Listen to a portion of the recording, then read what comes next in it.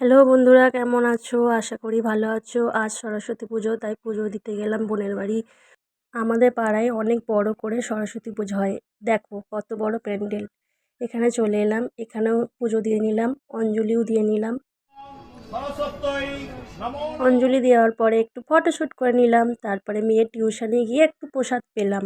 বিকেলবেলা একটু এখানে খেলার প্রতিযোগিতা হচ্ছিল, সেখানে আমার ছেলেও খেলছিল।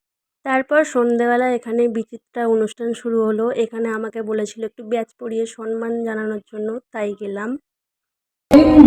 নমস্কার।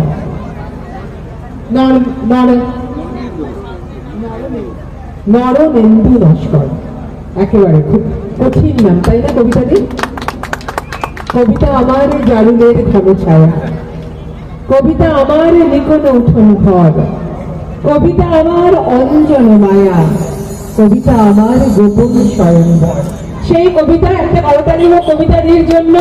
এত সুন্দর করে সেজে এসেছে এবং এত সুন্দর সরস্বতী পুজো উপলক্ষে। হলো না করতালি? একটু জোরদার এখানে। এই অনুষ্ঠানে আমার মেয়েও একটা কবিতা বলে শোনাচ্ছে।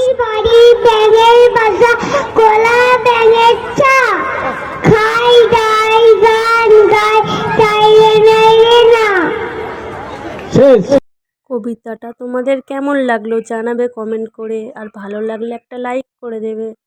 By, tata.